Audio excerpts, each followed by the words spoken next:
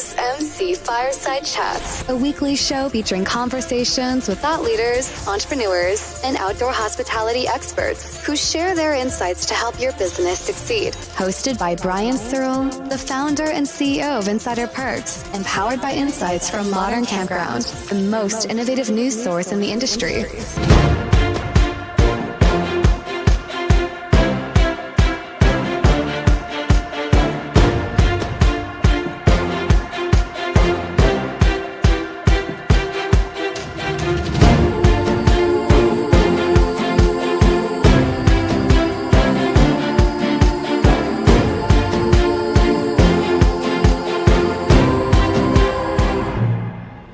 Welcome, everybody, to another episode of MC Fireside Chats. We'll see if this little setup gizmo thing I have going on here works. I'm trying to build a studio, and it's half in, half out, but I was moving my camera during the intro, and I don't know, well, either way, left, right, up, down, I'm ugly, but hopefully I'm a little bit less ugly forwarding with, like, the mic covering half my face like this. I think that works out well. So welcome, everybody, to another episode. We're going to talk about glamping for 2 weeks in a row here. We just came off the glamping show, saw both Chris and Miguel there. I think we have a few people missing who are maybe just... hopefully they didn't get lost and get diverted to a different destination, haven't found their way home on the plane from last year as my doorbell rings downstairs and my Yorkie runs down, because that's great timing in the beginning of the show. The UPS guy comes. So let's start talking about the glamping show, right? Because we did talk about this obviously on our live show last week, which both of you guys were on. We were inside the beautiful F Domes tent. We were talking a lot about international glamping. We had people from the Fiji Islands, and obviously Miguel's in Mexico, and Chris is the only token American. I was the only American on the whole panel. Mike Harrison was there. He was an American.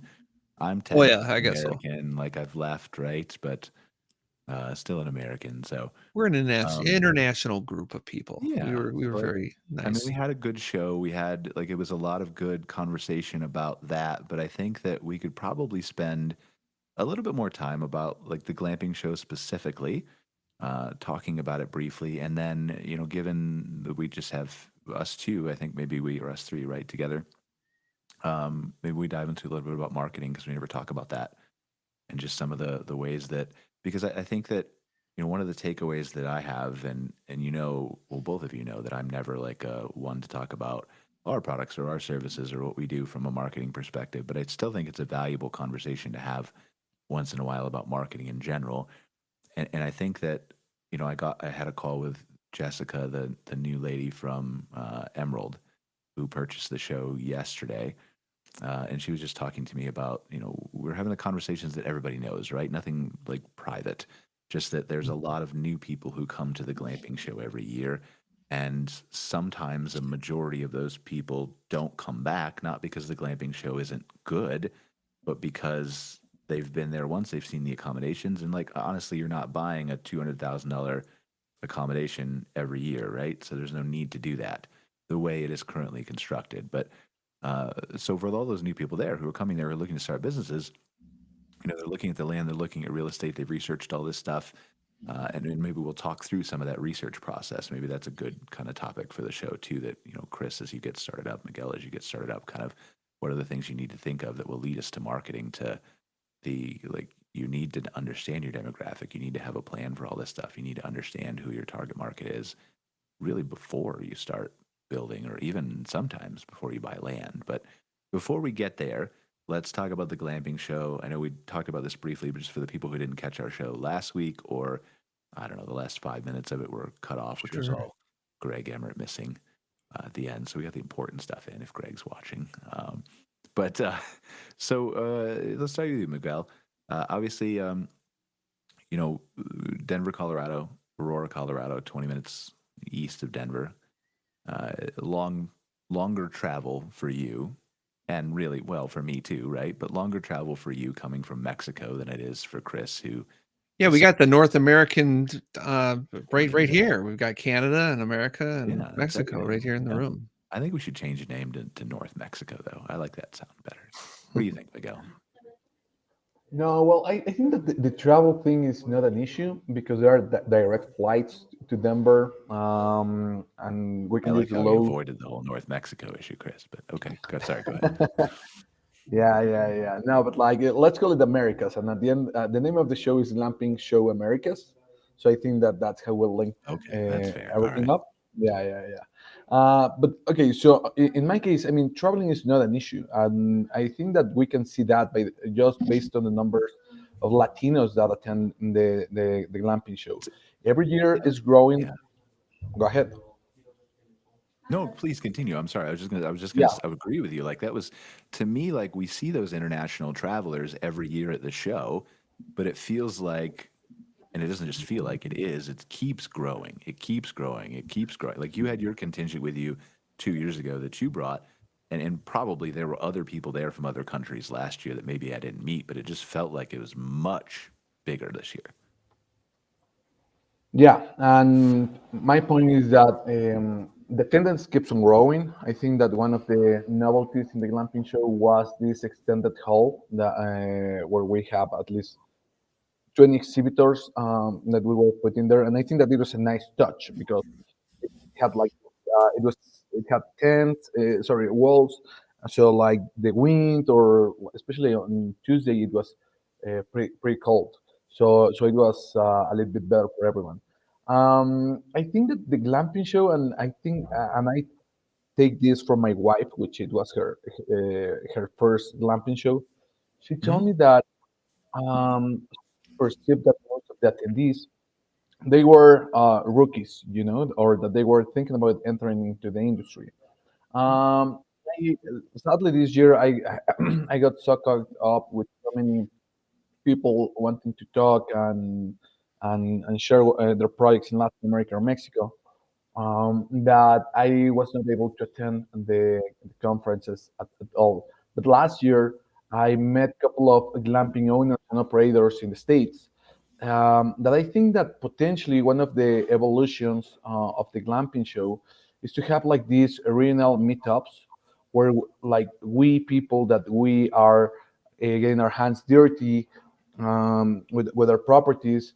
There are so many things that we need to learn, Yep. so, and sadly the glamping show, it's 2 days, although I mean, sure, like the first day, or let's call it day zero. Day zero, it's for rookies and people and thinking about entering into the industry.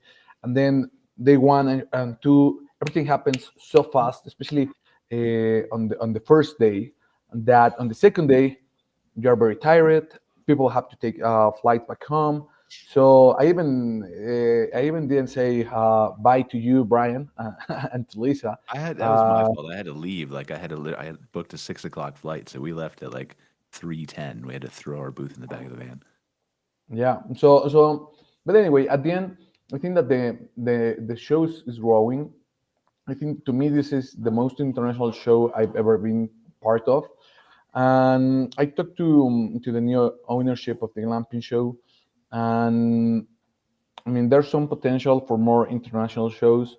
I think that the regional part is critical. I just complete this census for the whole North America region, where we found out, and I can give you the numbers right now, but like we just found out how many glampings are in the U.S., in Canada, in Mexico, Colombia, Peru, and the industry keeps on growing. But and I'm gonna tie it to our topic for today, which is marketing.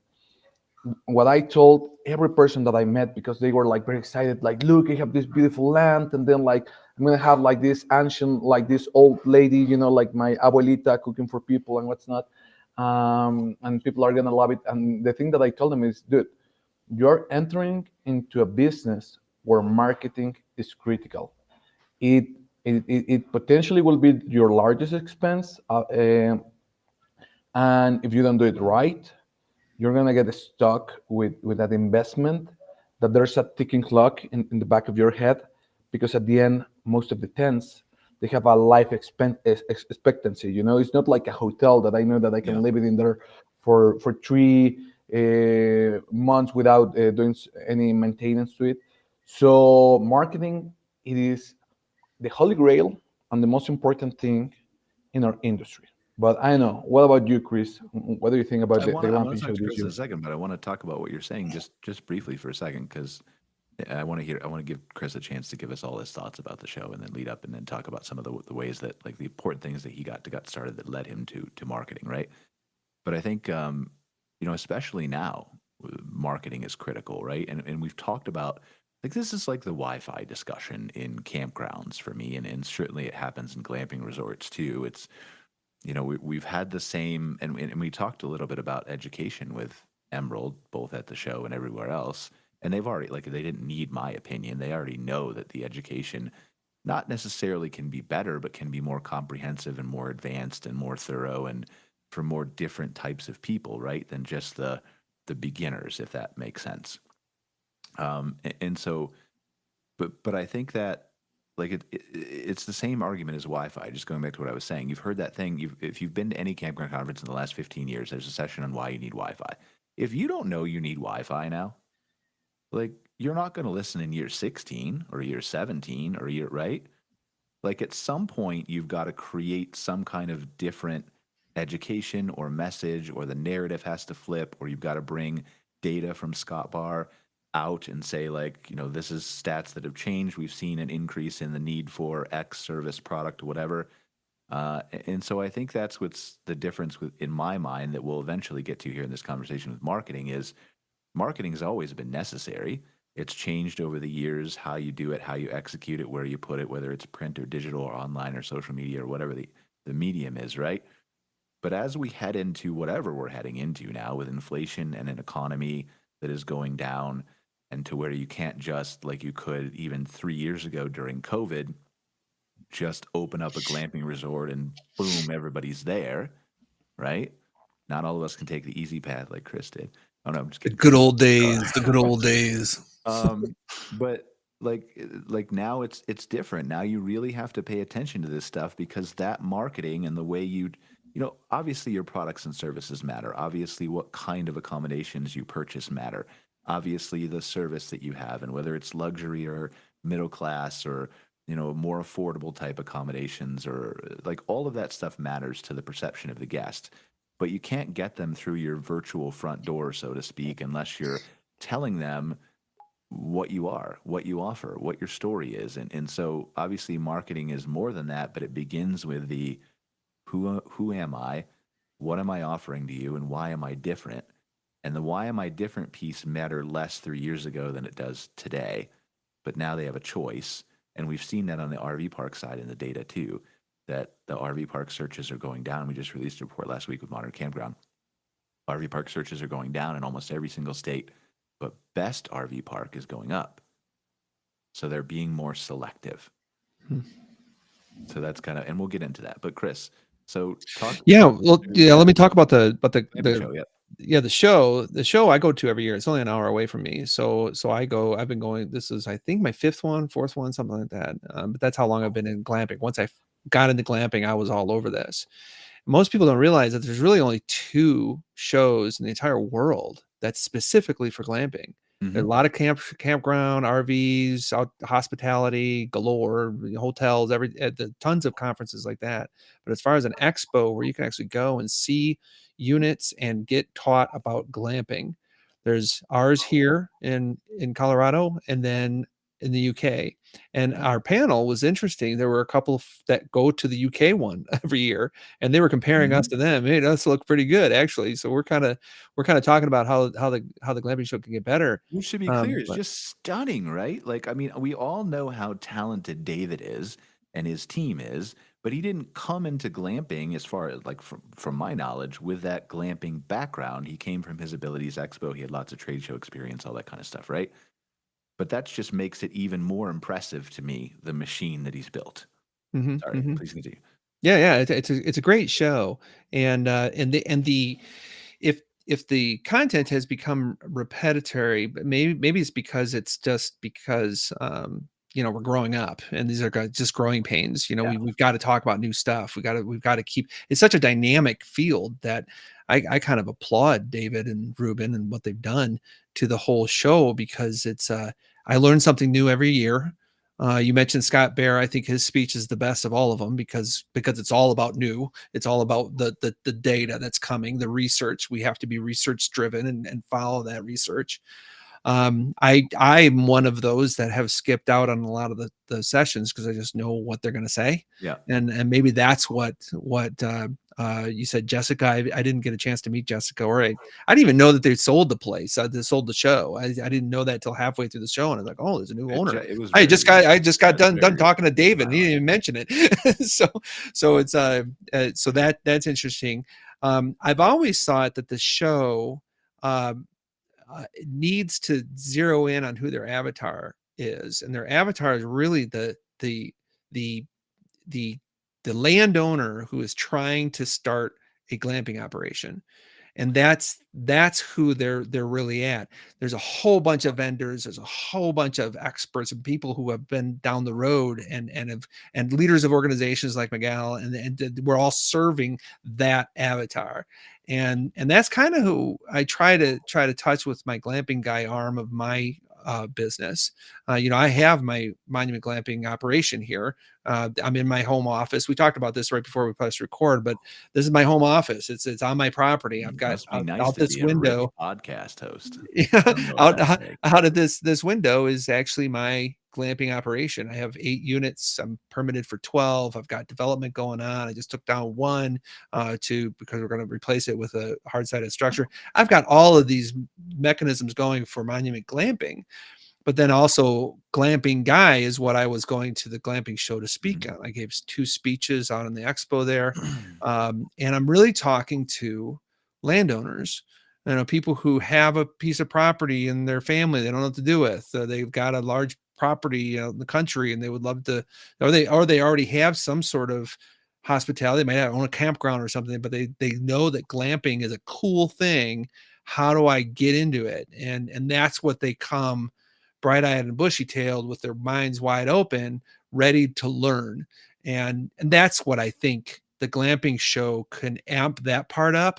What the part that they have on is that there's a lot of people ready to sell to them. And so there's a lot of money going through there as far as, of course, the venues, but all the services and stuff.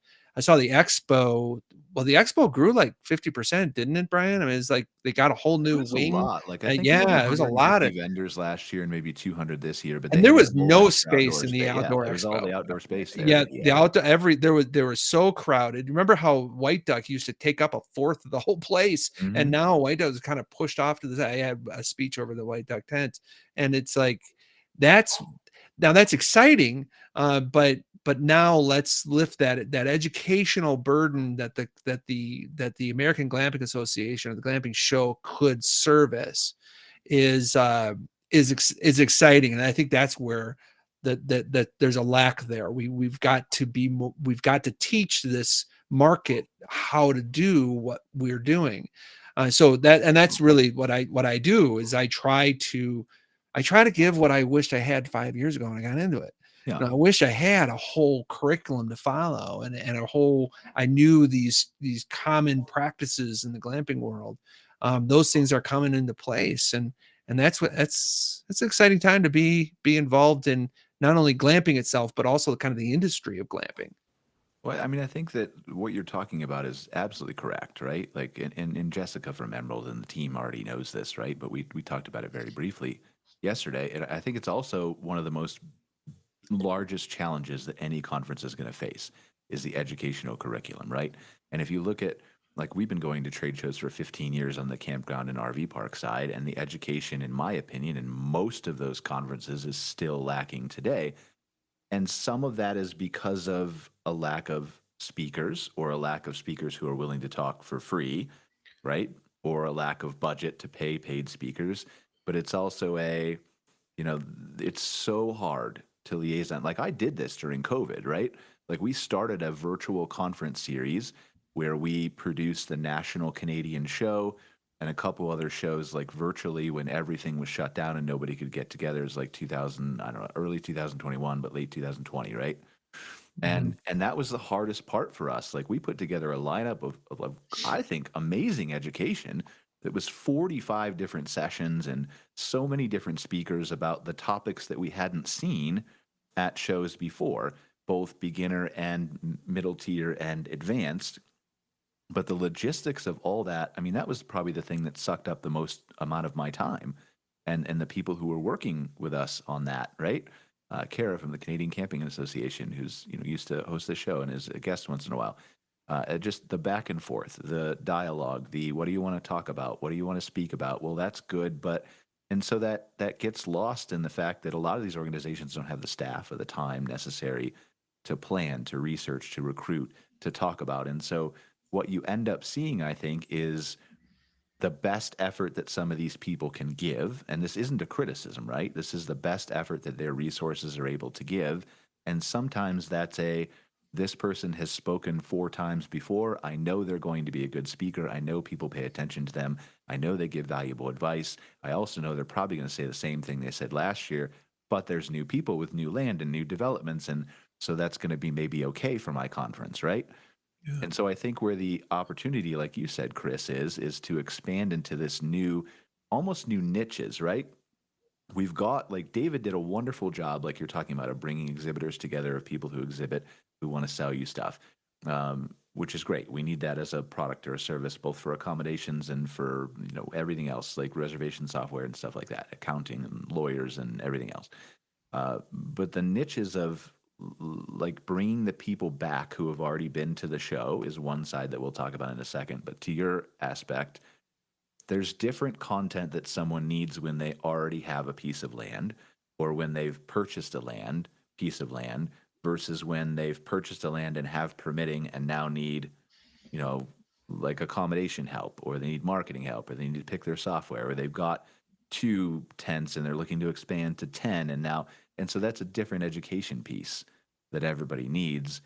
And I think that, well, I hope that Emerald will be willing to plan some of that stuff so that we can have 3,000 or 4,000 or 5,000 people. Well, it's almost like because I've been down this road before, where the organization tries to teach or tries to guide too much too. That it's like there's a market of competitors who are actually doing a better job than an organization could do. And I speak from experience. I used to be involved in and this is my teaching world, is an academic speech and debate league who got themselves in a lot of trouble because they tried to teach how to do academic speech and debate, and we pulled the plug totally. And it's like when the job of an organization, like a leading organization, is really to create that expo and make that expo the best event of the year.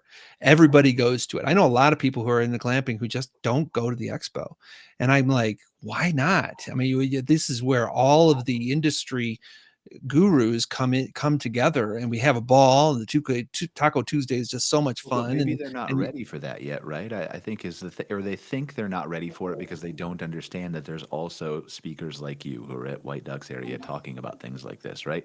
Like I want you to finish, but I think that, like, where I'm coming from on my side and why I'm making this argument is in the campground industry, the association who has the members and it's like the American Glamping Association and David all in one from the campground side, right?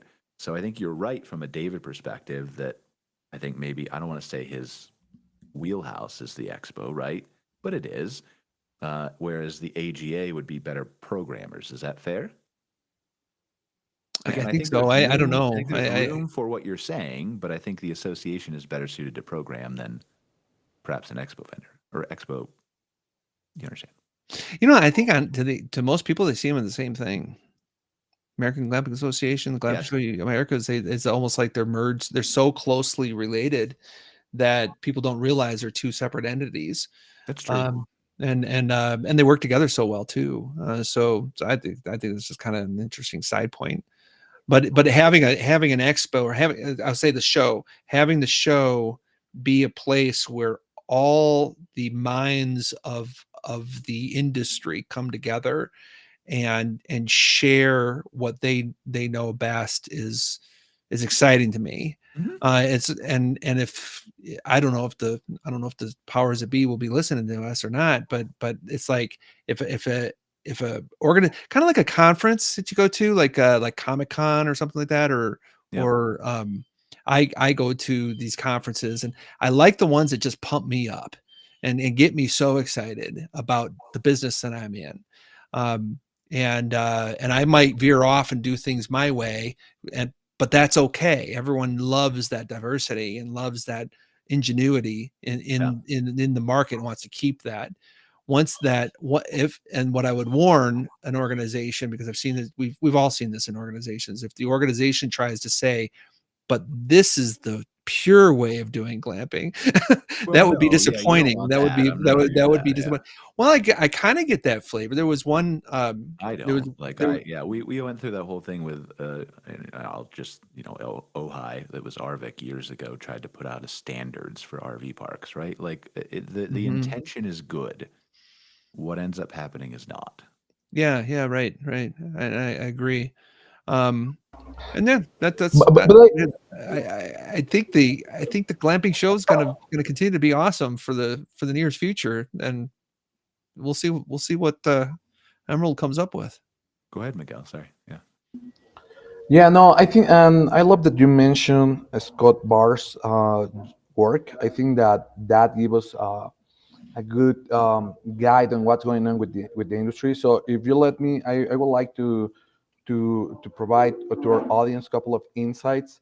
Like for Yeah. example, the revenue this year for all the glamping sites that were part of the survey compared to last year, it grew almost 23%, but their expenses grew almost 39%.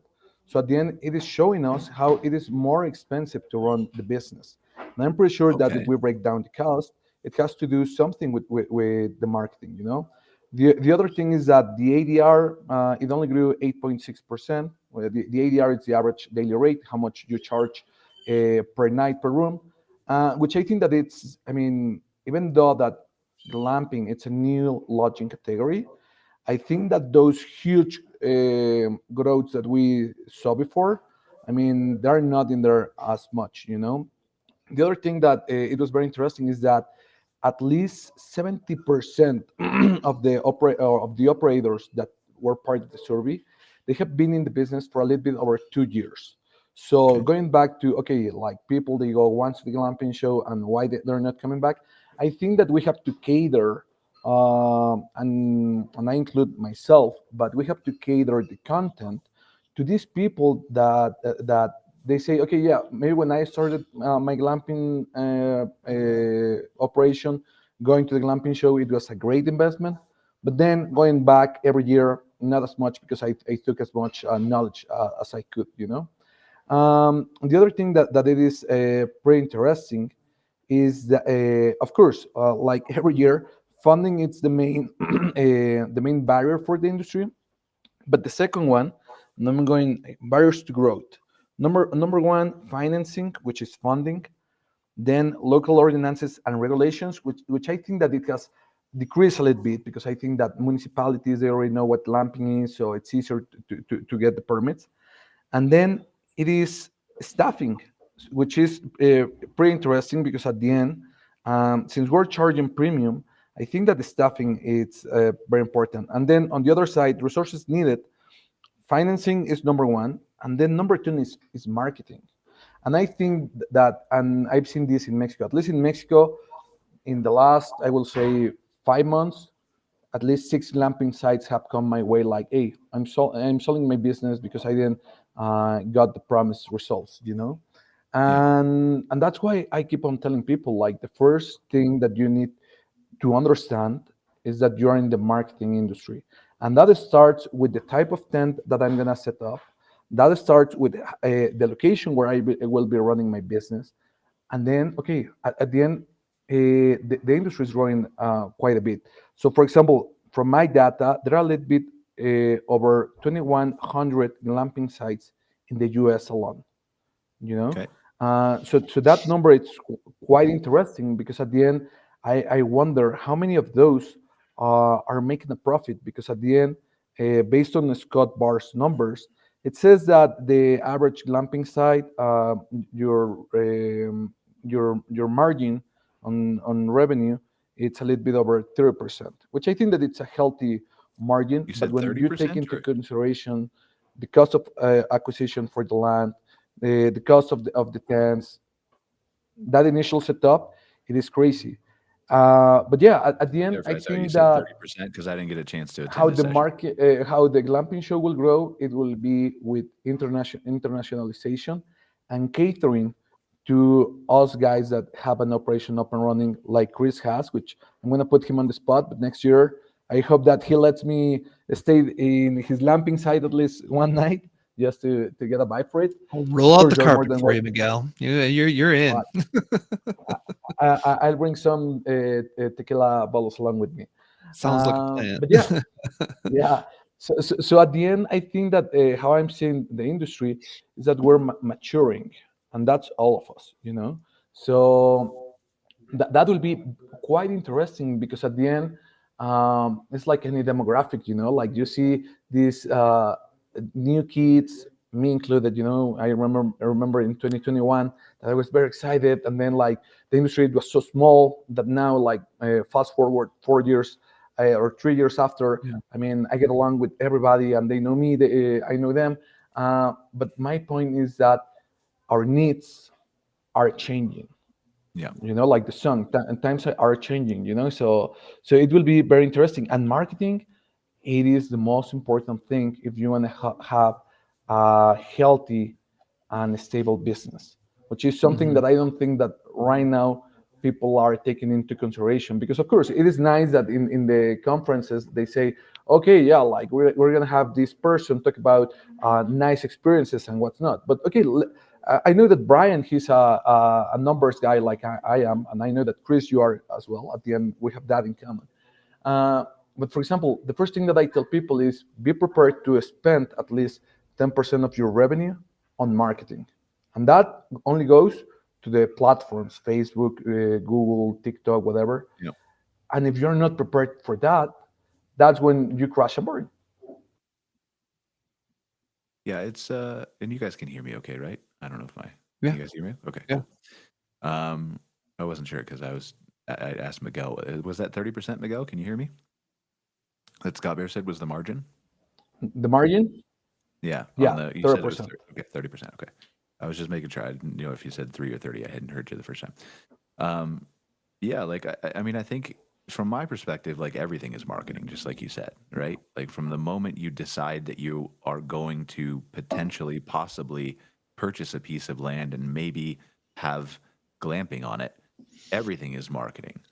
And it's, you know, I have this piece of land. It's understanding how the market is going to view that piece of land. Where is it? How accessible is it? What is it near? Why would people come stay there? Does it have a good view? Does it have the ability to put, you know, facilities and buildings on it? How much is it going to cost? What's it going to look like when it's done?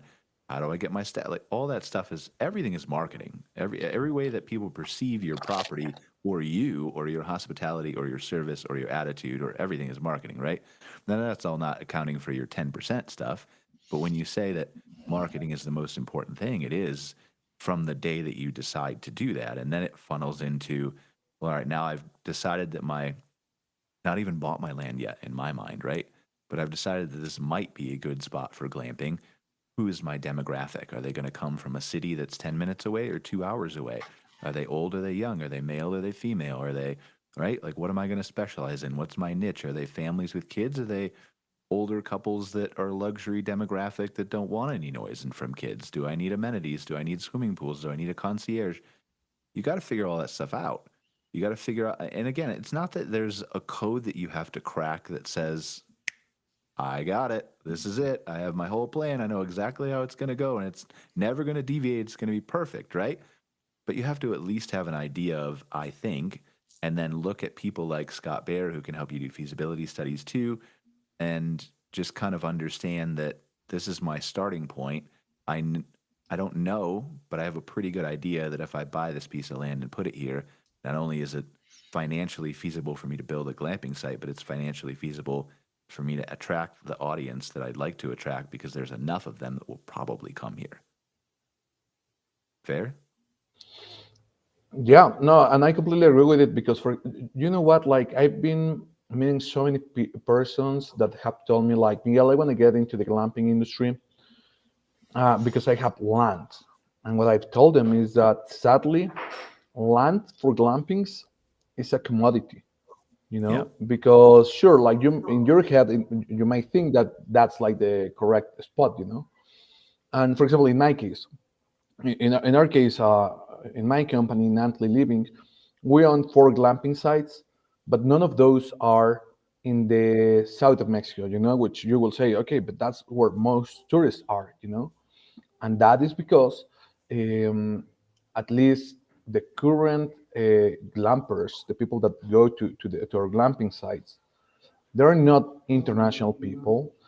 We cannot talk with like those wholesalers, international wholesalers that will put one plane into a property, because there are no glamping sites that can fulfill that demand. Running the operation, it is hard. So at the end, if you're in the middle of the jungle, your maintenance costs they go up. So at the end, if you understand where you're standing, that will give you so much flexibility. That, for example, in my case, I'm impressed by the most popular glamping sites in the U.S. I think that there's like a strawberry farm, which Hmm. I mean that's amazing. But I think that Chris, and I thank you for this, because I never thought about the buyer persona for the glamping show. And I think that that's critical, because the data is telling you something different. You're catering to a fourth of the people that responded to the survey, which are the newcomers. But what about like the rest of them? It's a larger number. Like, so at the end, there are a lot. And the thing that I love about the industry is that it is at the moment mom and pop own and run, Yep. but I am already seeing how a couple of companies are coming up, and they're gonna consolidate the market, especially like Right. in the US. Um, so And you so can yeah, hit I all miss those. You maturing a can hit lot. all those demographics, though, right?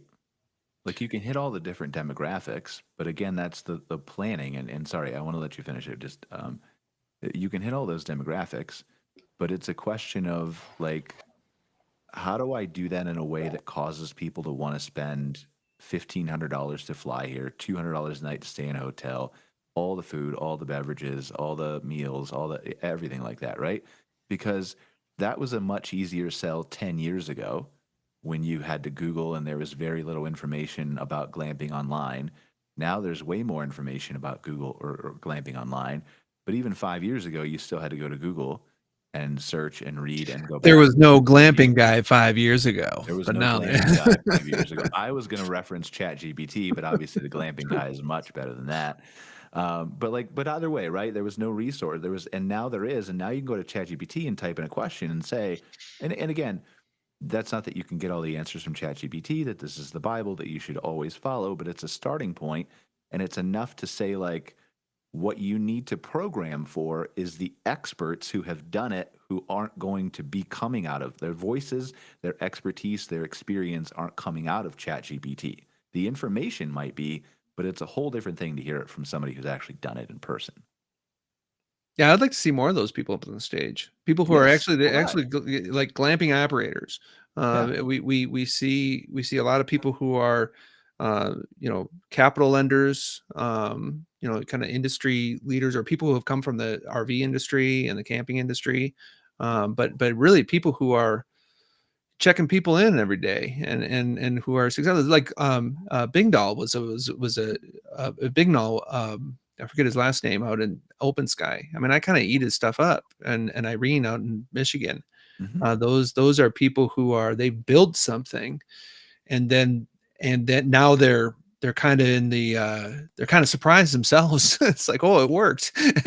And people like it. People like my place and stuff. Yeah. And in a way, I guess I'm there too. I'm growing my property, and I think that's why people like what I have to say, because I'm not just making it up. I mean, this is real. No, This is because you've real done it and life you've that's been going on. successful, right? Yeah. And that's the, and I don't want to don't take this as an insult toward anybody, right? But it's almost like short-term rentals. We went through this huge era, and glamping kind of ended and coincided with it during COVID, where money was so cheap, where you could just buy a piece of land and set up a glamping tent, and you were successful. And But marketing was now, easy. And right? Marketing was, you just put your stuff on Airbnb and and it was people done, came. right? You know, But it's like you now, built it and they came. But that only lasts yeah. in the movies. It doesn't really last in real life. So But I so now find, what you have is people like you, Chris, who are left, people like Irene who are left. I didn't meet the guy from Open Sky, I think is what you said. yeah.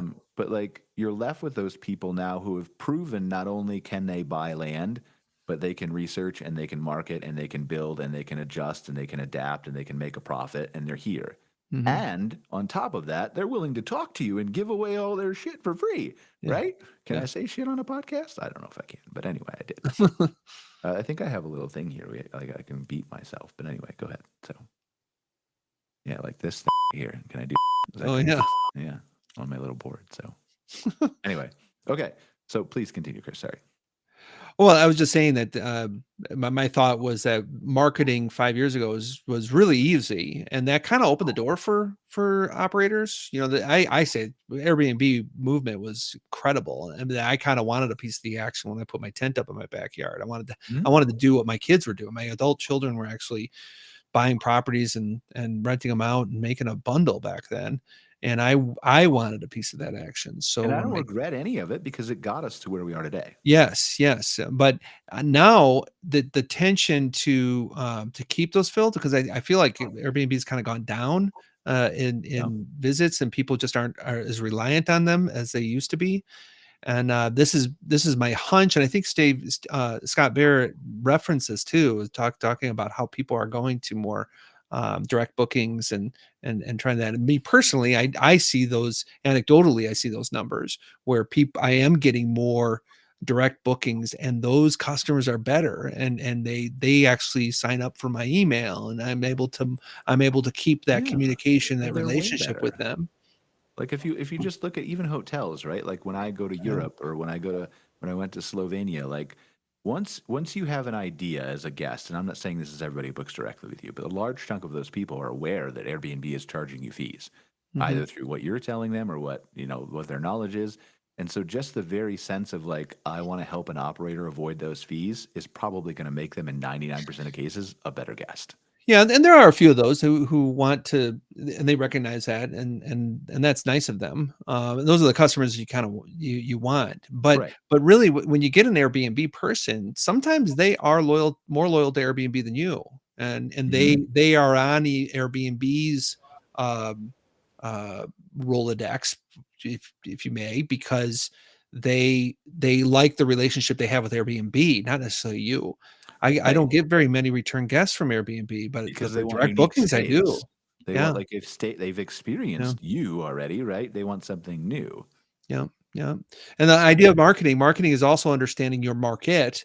I mean, that I've gone much more into, instead of the traveler coming through the Colorado Springs area, I recognize that I get a lot of people from Denver and Colorado Springs apartments who are just looking at it for a weekend getaway out of the city. Mhm. So that changes my marketing. That changes what I'm offering. Excuse me. And another thing about marketing is that if I could just throw this out there, the uh, I've changed my language because we referenced Open Sky. I'm kind of intimidated by them because they're so glamorous. I mean, just Yeah. beautiful. I mean, just buco. They're charging $1 billion a night and it's everything. It's just gorgeous.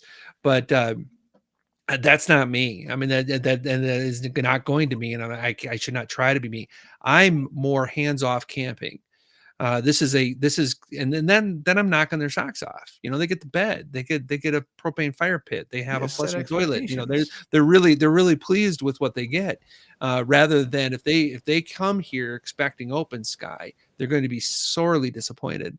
I don't want the howdy touty one who expects for $200 a night $1,000 experience. No. So that's all marketing, right? That's Yeah, how I position that's all myself and setting communicate with my expectations. And guests. this is old shit, right? goes back to reviews. When you like, there's a book I read years ago, probably 2011, 2012. I can't remember the guy's last name, Jay something, but it's called Hug Your Haters. Jay Bauer, maybe Hug Your Haters. And it was talking about 88% of something of negative reviews come from expectations not matching reality, yeah. both positive and negative, right? Yep. And you under promise, over deliver. That's the idea, and that's Like- got to be done. and we do marketing for 400 or 500 parks, like campgrounds, RV parks, mostly that side, right? There's 50 to 75 glamping resorts. And they always want to portray themselves by default as something that they're not. They want to be the RV resort, even though they're the RV park.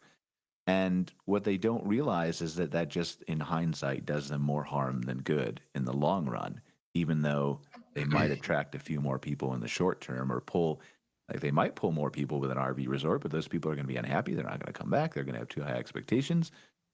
It's not worth it.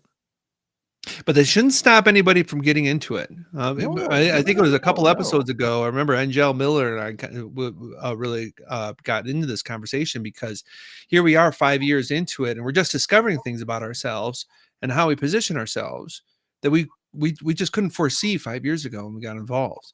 So getting into it and getting that tent raised in your backyard and starting this glamping business, it's better to do that without having all your ducks in a row. And having this all figured out. Marketing is kind of like it's like a animal.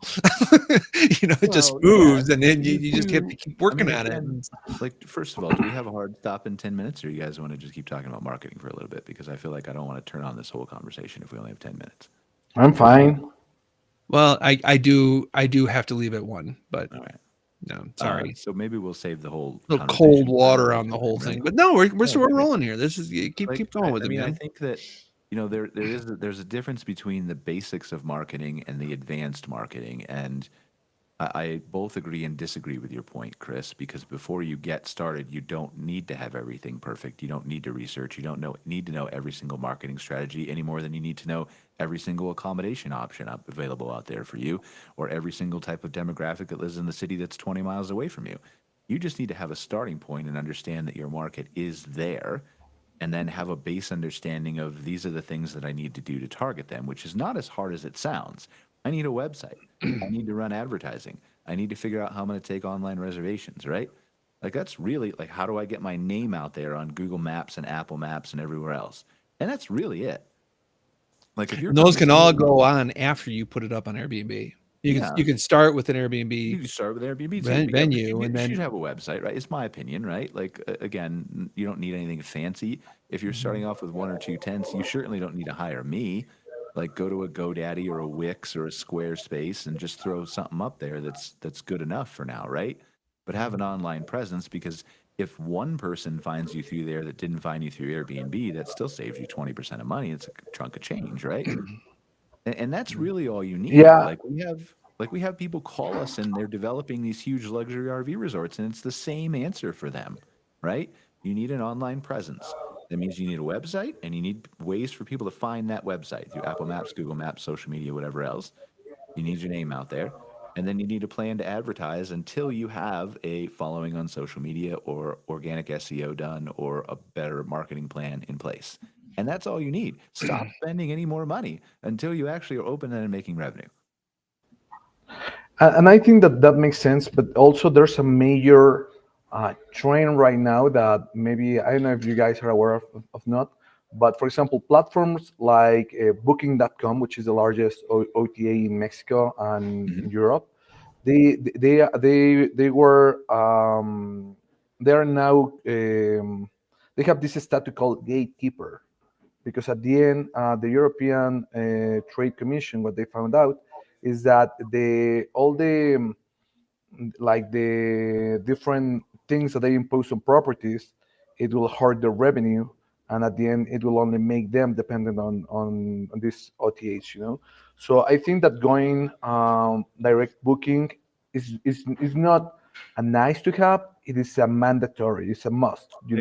Because because that because of these regulations, that I think that those are great. That's number one. Number two, I was taking a look on Scott Barr's report, And this year, the digital channels, like the investment on marketing on digital channels, it went down. You know, so now people they rather invest on PR or sponsorships or even like printed ads. You know, like on local media, which I think that it's great, and it is showing that, as Chris was saying, I mean, the Airbnb uh, days are pretty much gone. You know, like for example, in my case, like in Latin America, we never had those days. In my properties, Yeah. 85% of our revenue comes from direct bookings, you know, and mainly through WhatsApp, for example. And that's something very peculiar, or like that's something very specific for the Mexican market. But at the same time, what we're seeing is that those direct bookings are mandatory. Sure, you need to open to different marketing channels and different sales channels, but at the end, I mean, you need to incorporate and grow these capabilities. You know, and the last thing I think that.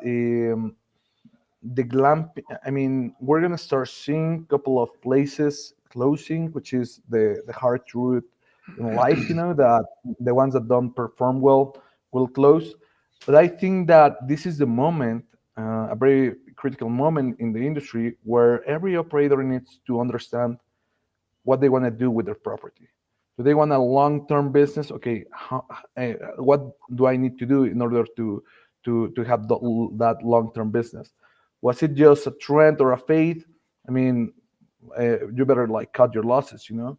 And at the end, the final thing that I'm seeing is that the industry, because of the prices and the amenities and what Chris was saying, I think that we're gonna start seeing different market segments, you know, or like the open sky people.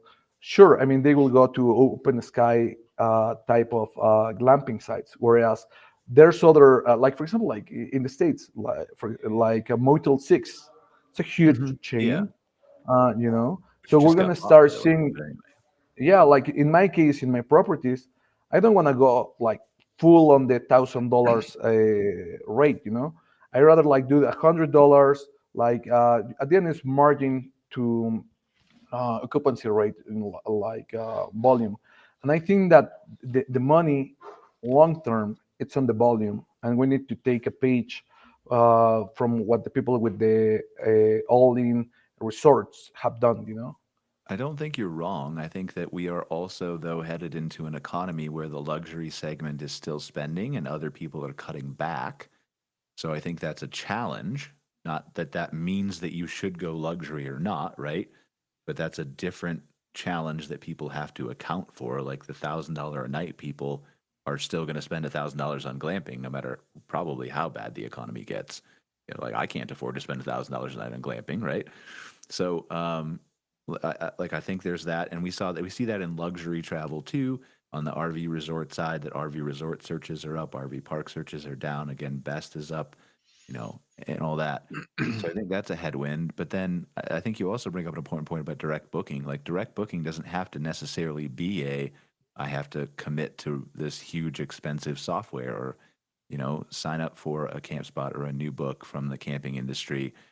You know, we went to the Philippines like you know, a month ago, and almost everybody over there is Facebook Messenger or WhatsApp, probably like Mexico, Miguel. Like, why do I need a website? Just like, I mean, and again, I think you need a website, right? But if you can figure out ways to market yourself, and again, the culture is different, right? People in the Philippines are used to using Messenger and WhatsApp, just like people in Mexico probably are. And so they are much easier to get to communicate that way than to have an entry point of a website, I think, is my perception. But that doesn't mean that, again, like make yourself available to people. Text message, Facebook Messenger, WhatsApp, social media, websites, Airbnb, Expedia, Booking.com, whatever. Like it sounds like a lot, but you'll get one from here and you'll get one from there and you get one from here. And together you can get a business out of it. Yeah, yeah, definitely. At the end, you need to own your channels of commercialization. You need to be on top of them. And I think that you just mentioned something that is critical. Like the other day, I was doing this consulting gig for a 100 rooms hotel here in Mexico, and we quoted a couple of the PMSs and this tech that enables to have your direct channel and what's not. But when I pull the number and compare it, okay, we're gonna invest this much money, and we're expecting to have this revenue. Uh, I mean, it was at least 10% of the revenue that will go to these platforms. So I think that you need to be very careful on how you pick that technology as well, because at the end, everything is about the money, and I don't want to overspend, but I also want to be on top of things.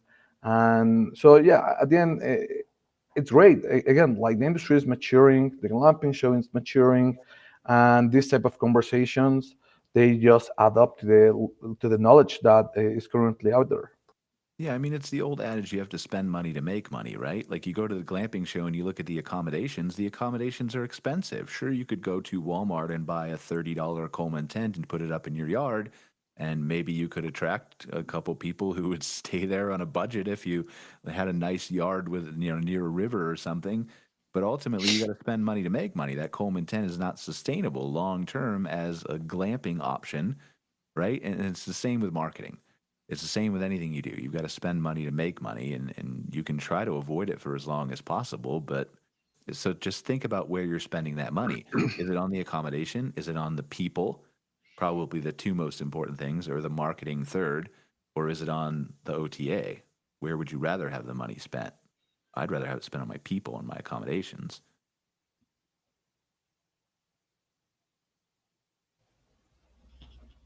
No, Yeah, no, no, True. no, I agree. no. But it's still, I mean, yeah, like for example, with accommodations here in Mexico, we cannot charge as much as you can in the States. So I think that like the financial planning when you're starting is way critical. That's number one, and number two, that you understand the business that you're getting yourself into.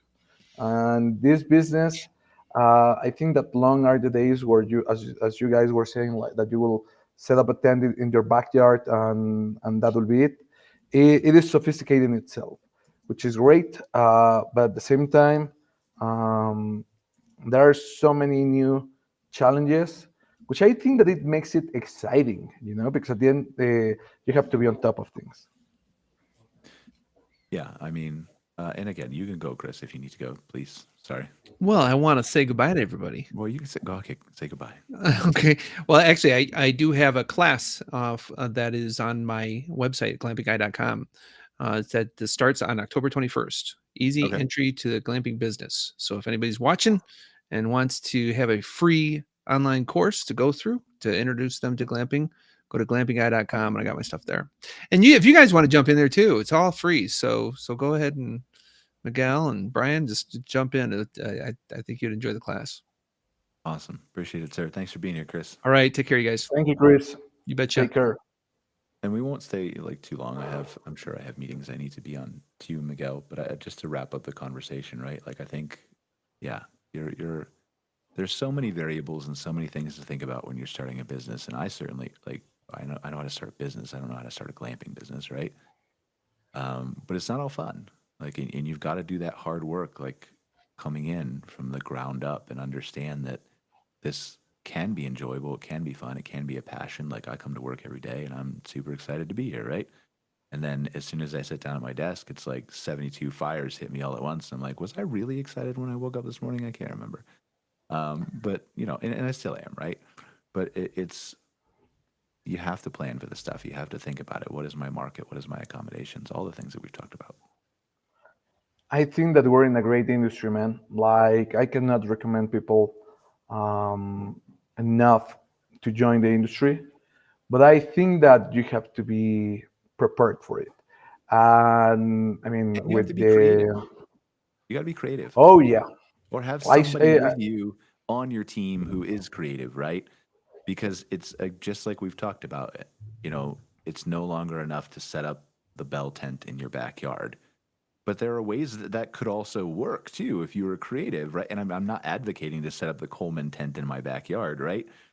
But like there's a niche for that. Like if you're creative enough, there's a niche for like, all right, I want to create a survival glamping thing, right? Where people go and they only have a Coleman tent, and I have like 100 acres of forested wood, and they have to like make it out, or and if they don't make it out, like I don't know, they don't get a refund or something, or like there's a market for that, right? Like I'm just, is it big? Should you go after it? No, but my point is with the creativity, that's a terrible idea that I just gave. Well, maybe it's not, but like understand your niche, figure out what you're going to do, and then plan everything else around it. Yeah, no, for example, in our case, I can tell you that this weekend we are completing the installation for a Day of the Dead Okay. like installation that we will have in the glamping site, you know.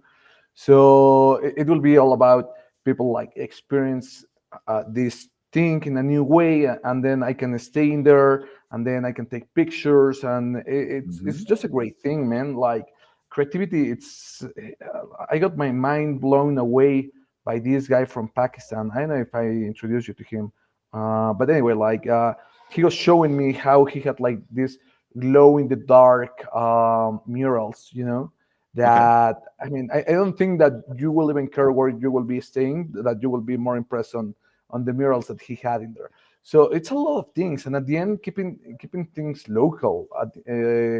Whenever I go, like in my case, I want to try like the craft beer. I want to try the local spirits. I want to try the local food, Yeah, and and there's it's not so many hard, places. Oh, right? it's not hard at all. But you just need to understand what is your selling proposition, your unique selling proposition. You know. Yep. And So it so doesn't yeah, have, yeah, it yeah. can be as simple as the cookie at DoubleTree that's warm that they pull out of the drawer, right? People remember that. It doesn't have I to was be never a fan of those. Sorry. you what? Like I was never a fan of those. No, they weren't the best cookies in the world, but I'm just saying they were memorable, right? Like people remembered that. That was the shtick or whatever for DoubleTree. So whatever your shtick is, like you just have to think through it. And if it's, if you're decorating for Day of the Dead, if you're decorating for Halloween in the States, if you're decorating for Christmas, if you're like, that's very easy to make a theme out of, just like campgrounds have theme weekends, that people will come back and see a different experience because the interior decorations are different, or there's different activities, or the staff is dressed up, or right. Like it's ways to get people back to engage your audience. Definitely. So yeah, I'm very excited about the industry, and I think that today's podcast it was a little bit of let's face the reality of the industry, but at the same time, I mean, it's not that there's a light. It's just that, oh my God, we're in the very early stages of the industry, Mm-hmm. that we need so many more people, tech people, creative people, foodie people that will create these glamping sites that are the future of the industry. So that's why I'm like very happy about being in this industry. 100%. All right. Any final thoughts, Miguel? No, I think that it will be important to see how the glamping show it evolves. I'm pretty sure that those regional meetings done by the well, in this case, I just found out that there are like two national associations. The American For Glamping glamping? Association is, yeah, that's number Who's the one, second and one? the Mexican Glamping Association, as you can see in here, Well, you yeah, know. yeah. So, but anyway, my point is that I see Oh, like I'm sorry. I thought you meant two American glamping associations. no, I no, no, get no. confused. Remember that this is an international show, you know. Yeah, yeah, yeah. So at the end, the UK guys they're doing a couple of things. The people in Central America they want to do their thing. So I only see more growth, but also more like regional meetups. Actually, by the way, I have like some um, like I have something for you, which is we're gonna be hosting our first Mexican meetup in February. You know, Okay. so that will be very interesting as well. Are you inviting You're me? more, yeah, for sure. All right, I'll come. Yeah, we'll make it Yeah, happen. and yeah, sure. We'll do a live Anyway, podcast. what about you? in Spanish. No, I'm We'll do on it the this other time in hand. I mean, I Spanish. think like I could talk about this stuff all day, right? Like, and it's not just marketing; it's about just helping people with knowledge that either I have or mostly that my guests have that I bring on, right? But like I often talk to myself about thinking like, and maybe we'll make this pivot in 2025, where like if you look at a podcast host like Joe Rogan, right? He's going for 2.5 hours talking to one guy or two guys. And I'm not saying we need to do that, but it would just be interesting to just be able to say like, stay as long as you want. If you need to drop off like Chris because you got something else to do because you're important, then you can drop off. And if you're like Brian and you have nothing to do, and Miguel, you got nothing to do, we can just hang out and talk, right? But like that's the one thing that I think that is my takeaway from some of these podcasts is sometimes we cut ourselves off before we want to, and maybe that's a good thing because I shut up earlier. But for my guests, I would like them to talk more. And I think that we can keep on going. I think that again, like if we are discussing marketing, there's so many things around that. Um, but okay, let me ask you a couple of things. What would you say? Let's start with the financial part of it. What percentage of like the glamping revenue should people invest on marketing? I think it At depends on least your. in I think Canada it or depends on US. your business, right? Is the honest answer. Like the American Marketing Association, I think says 7 to 8% of your gross on a small business period, right? So you're not far off at 10%, but I also think it very much depends on your business, where you're located, how easy it is for you to get business. Like if you're outside Denver, in Chris's case, it's much easier for you to get business than if you're in rural Mexico, right? And there's Yeah. not a city for 2 hours around you. Then you might have to put more marketing dollars into it. But also, the cost of marketing has come down tremendously from what it used to be. You know, when I was growing up, and I'm still young. I was born in the early '80s, right? But that was all like you had to have a ton of money to have a TV ad or a radio ad or some kind of huge newspaper campaign. And the cost of marketing has come down dramatically, like insanely, with the advent of social media and stuff. But even now, more so, like if you look at the cost of marketing and using a tool like ChatGPT, where you now have a copywriter, where you have advice, where you have strategy, like for us, as we continue to counsel like our clients, for example, on what should I do in 2025, based on where you see the economy's going and the search trends and all the other factors, specific, like obviously the answer is nuanced and different for every single property by a little bit. But it's generally speaking, have a website, have good SEO, figure out how to expand that SEO to reach other target markets. Like a good example would be let's make up a property in, I don't know. Let's look. I was talking to Mike Harrison from CRR Hospitality and his team a day or two ago. Maybe it was yesterday, and we were talking about the very same thing about how to expand SEO. So he's got an RV resort, and this applies to glamping resorts too. But let's pretend you have a glamping resort where he has an RV resort in Camp Verde, Arizona. It's a big town, right? Like there's lots of people who come there, but it's not as big as like a tourist destination as Sedona might be. And so there's Hmm.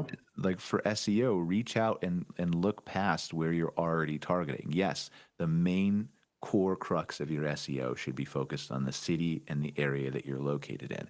They're coming to Camp Verde. Are they there for a river? Are they there for a national park? Are they there for the city? Are they there for what are they there for? Market to that.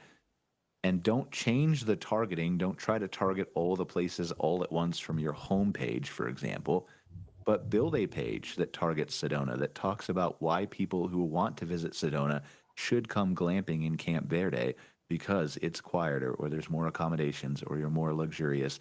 And then you have the ability to not only target people who are in Camp Verde, but target people who are also in Sedona.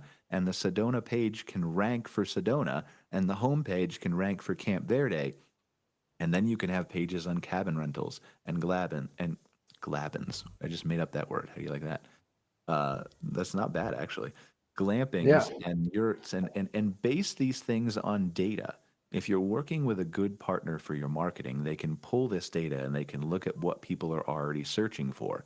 Is it the word camping or campgrounds or RV parks or RV resorts or glamping or cabin rentals or yurts and then target that content around that.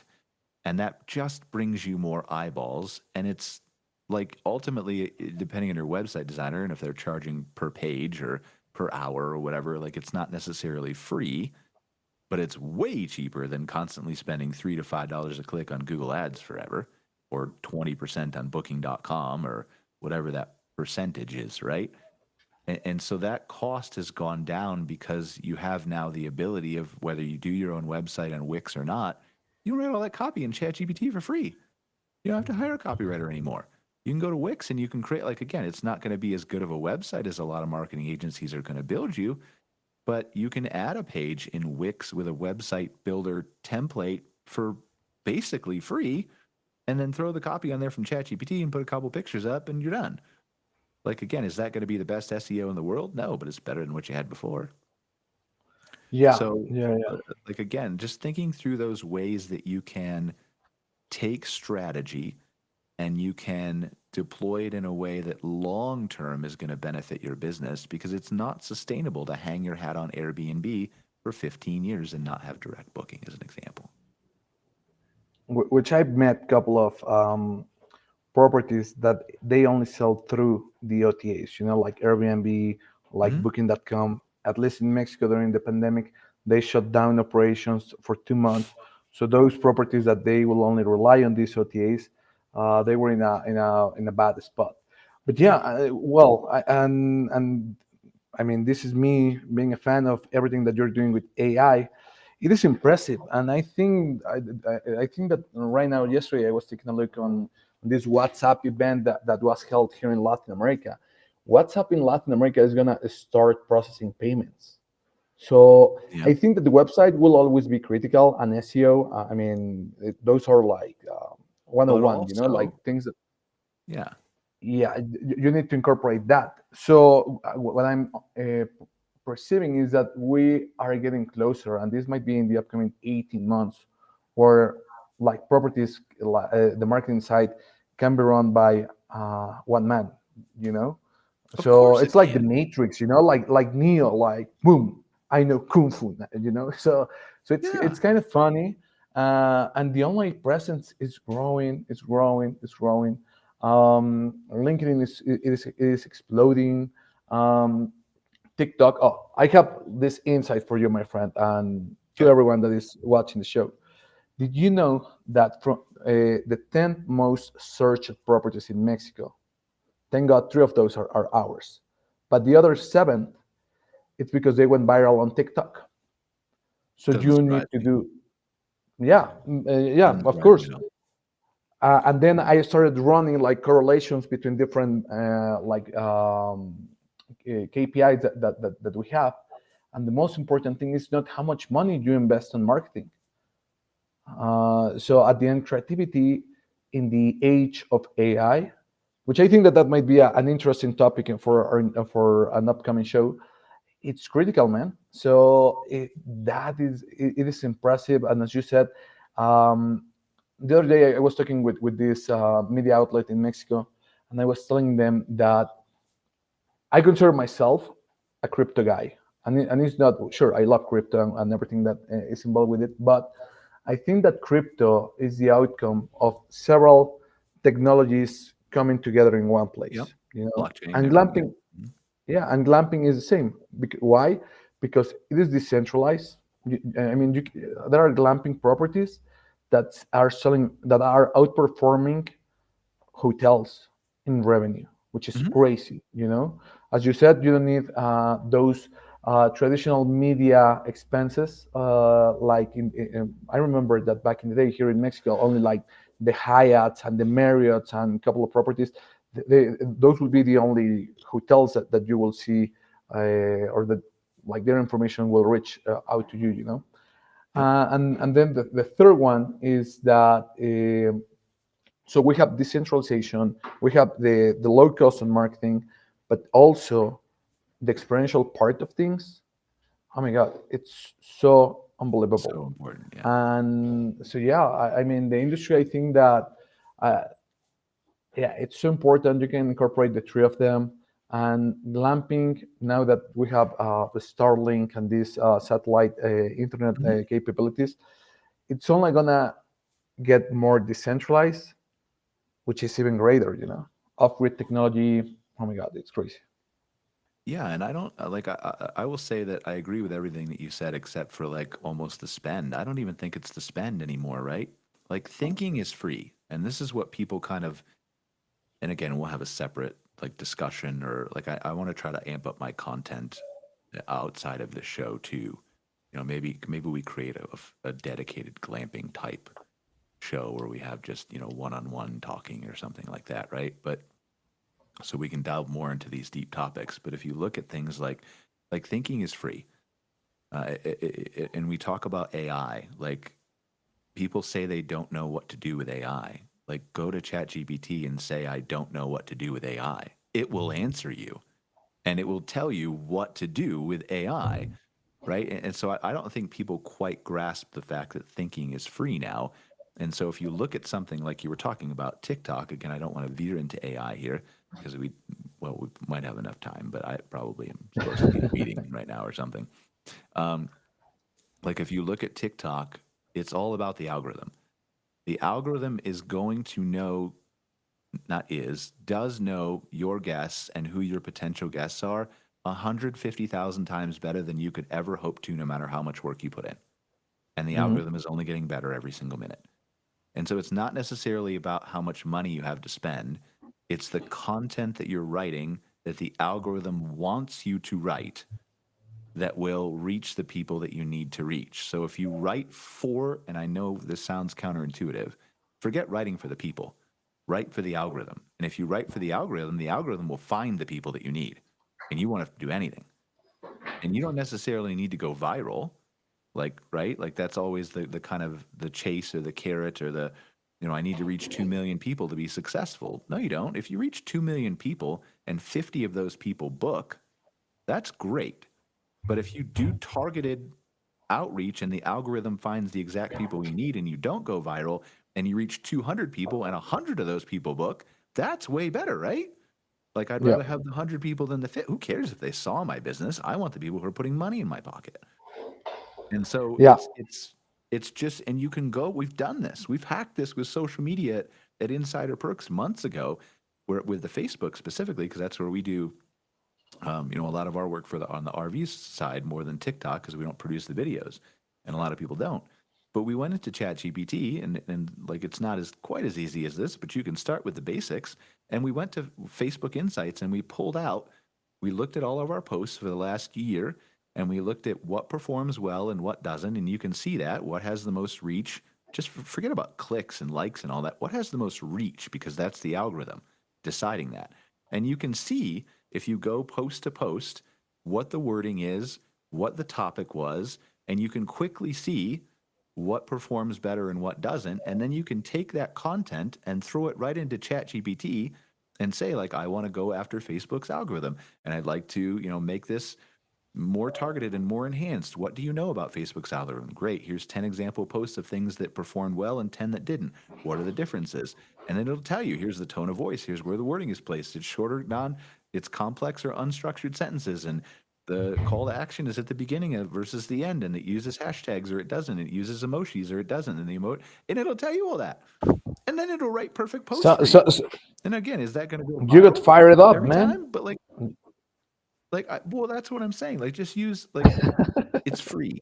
I'm passionate about this, right? Just like you're passionate about glamping and the Mexican Glamping Association. Like, it's so simple. Thinking is free now. You don't If I need can someone summarize, to consult for you. I do think that you need someone, and I think that even Well, Mr. okay, Beast, so it depends like, on what that is, right? Like, yeah, again, we talked about the people who we want to hear at the glamping show. yeah.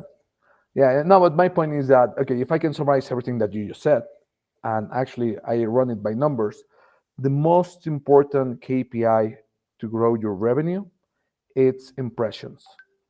That's it. It's not the amount of money Through that you social invest. media, It's not. through social media, yes, but the right impressions. The algorithm is on social media. The algorithm is going to find the right impressions for you. On Google Ads, you have to put in more work. On your website with SEO, Yeah, you have to put in more work. But if you do the right yeah. work with SEO, if you do the right work on Google Ads, if you do the right work with the algorithm, you're going to get more of the right impressions, which are going to lead to more bookings. which happened to us, for example, with TikTok. We had four, like this past summer, we had four videos that each one of them had a little bit over 1 million views, you know. Mhm. And as you know, well, at my company at Nantli Living, we have this reservation center, you know, like where people, they will WhatsApp us and we will give them all the information. The thing with TikTok is, even though that we reach those high numbers, oh my god, like not everybody was a fit, you know. So Mhm. it will only slow our operations. So as you said, and I completely agree with you, I rather have 1,000 views and that 10 people they book from that video with 1,000 views, rather than having a million views, and as it happened to us, 5,000 people they reach Mhm. out to us, and the conversion was like very low. Put some thought But into it. yeah, All you gotta do. and it is interesting. It is interesting, nevertheless. Like all this is like, I mean, we can take this in any direction, right? Like I do have to go here in a couple minutes, but like we take this in any direction. Like I was talking, like we've had crazy discussions with clients who look at us like we're nuts. But like you're talking, you've already seen this on Instagram and TikTok with AI influencers that are completely fake people that do not exist, that have never had any experiences before. This content can all be created at scale. It can look real, or you can tell people that it's an AI, and they'll still engage with it and still interact with it. The most famous one is the woman, the like completely fake lady. I don't know who her name was. I saw it like probably a year ago on YouTube. Who's like $10 a month for a virtual boyfriend or whatever, where they can chat with this completely fake AI. Doesn't exist, but they can see her pictures and they can Um, chat with her, and she's making millions of dollars. Like not she, the person behind whatever it is making, and they know she's an AI and they know she's fake, but they're still willing to engage with her. And so this is when you look at creating content at scale like this. The example I gave was to an RV resort, I think in Texas, where and I told this to my team about a year and a half ago too. Like the future is AI influencers. That doesn't mean that human influencers are going away. It means that AI influencers will supplement them, just like great, amazing people like Chris will supplement ChatGPT. Both are great sources of resource, right? You can't have one without the other in a successful business. But when you look at things like there's a niche for everything, I guarantee you that there are probably 5,000 people in the United States of America who are literally obsessed with patio furniture on the patio at the RV resort. yep. Guarantee you there's at least 5,000 people who are obsessed. And if you start a social media influencer who, because you can't do this at scale with a human being because there's not enough money in it, right? But if you start an AI influencer account with a guy whose only job is to review patio furniture at luxury RV resorts in Texas, for example, and that's all he does, like right? That's all he does is talk about the furniture and how comfortable it is, and where it's placed and whether it has a fire pit and if it has a nice view and how comfortable it is. But you can start that account and grow it to have 10,000 followers, and every single time that guy posts about a piece of patio furniture in an RV resort that's comfortable, 50 people will make a reservation like that. That is worth its weight in gold and Oh yeah. much better than going viral. And you can do that. Like this is what businesses should be doing now. Like if you're an RV resort in Texas, like start these accounts. Who cares if they fail? Start talking about patio furniture. See if you can find 500 people who love patio furniture. What's the danger, right? So this is the Yeah. interesting stuff that like is maybe or maybe not happening, but for sure is like able to be scaled. Definitely. And there are like new tools coming up to the market. The cost is going down, and I think that content creation, done through AI and influencer, is the future of the industry. That Yeah. being glamping sites, hotels, even like vacation rentals. You know. So yeah. I mean, that is some food for thought. It would be great if people that are watching the show, if they can share in the comments section, um, like if something popped in their minds while you guys were listening to us. And yeah, at the end, so many things to do. that it I don't happened think to people me the care, other. Miguel. Like, I think long term, I don't not the audience. I'm talking about the people, Yeah, the yeah, viewers who want to go uh-huh, glamping. I don't think they yeah, care if it's like they obviously care if you're sharing fake pictures of your glamping site. Don't do yeah, yeah, that. yeah, We're yeah. not saying, right? Please, no. But I don't think they care whether it's AI content or not. Like if you look at the people who are on social media already, most of it is fake content already. You kind of know that in your head, right? Like Yeah, it's yeah, not AI, it's not totally a lie, but it's been heavily edited, it's been produced. You're only seeing the best moments of all your friends' lives and all that kind of stuff, right? And mm-hmm. so I think ultimately what the answer is going to be for everybody is the right impressions, like we talked about, but it's a getting the information that like if I want to, for example, as Brian, if I want to go to Slovenia and which I was at in May, right? And I want to discover the best place to go on a hiking trail that has the most beautiful waterfall, right? I don't care if an influencer told me that or a corporation or an AI, as long as the picture of the waterfall is right and I know what I'm going to see at the end of the hiking trail. I don't care how it got to me. Like so that's the thing that people need to understand is the algorithm will take care of that. It will get it to the right people. Don't lie, don't mislead, set the correct expectations, get the right impressions, and you'll get business. Yeah, but you have to be you have to be cautious on the times of AI because in Of Mexico, for course you example, do. I know this property that somebody replicated their website, their social media, and started taking bookings on their behalf, and it was fraud. I mean, it was fraud. But Yeah. my point is that this property, because their reputation got so damaged, they had to sell the place and shut it down. Yeah, I mean, So everything has to have thought, right? Nobody's saying go yeah, into this and just let the AI do everything. Just like it's the thought behind the algorithm that we just talked about with TikTok. You can't go to ChatGPT and just say write me a social post. It might be okay, like, but you should read that and check it and like for facts and grammar and tone of voice and make sure like it still has to have a human involved. No one's advocating for that, but you can use the time that you would have spent as a human to write a social media post can now be spent using AI in a critical thinking way to write 20 social media posts. And you still should review them and you still should look at them and you still should make sure they're on your brand and won't damage your business. But you can write 20 posts in the time you could write one. And they're yeah. probably going to be better. And I think that, I mean, you can pretty much now automatize all of that. But the thing, it will be, okay, what are you going to do with all your spare time that you got because of that productivity gains? And you can go to the glamping show, which is always a great option. That's why I think that these regional meetups will become more important, because at the end, a lot of these best practices and stories will be shared among peers. So yeah, I don't know. Everything links up. So it's a nice moment It in, is. in I'm I will say excited for the in future of energy. humans All right. I probably have to get to a meeting. I'm sure you do history. too. But thank you, Miguel. I appreciate you joining us, Yeah, staying on for us, talking a little bit longer. Yeah, we can dive into all these kind of fascinating topics. And ultimately, I just want this show to help people, right? That's what I want it to be about. So, and I think it does. I hope it does. So, appreciate you, I think Miguel. it Thank you for does. joining If us. not, eventually, Oh, go ahead, please. yeah, no, but if not, eventually the algorithm will find today's The right transcript people to give and it the will put it. impressions. Yeah. And that'll be when Yeah, I'm an AI and you're an AI, but we're still controlling what we say, right? We're just doing 20 podcast shows at the same time. So it might come. that's the goal. All right. All Have a right. good day. Thank Thank you, you, Miguel. everybody, I for watching appreciate the it. show. We'll see you later. Thanks for joining us. Another episode of MC Fireside Chats. We'll see you next week, guys. Bye. Bye. This episode of MC Fireside Chats with your host, Brian Searl. Have a suggestion for a show idea?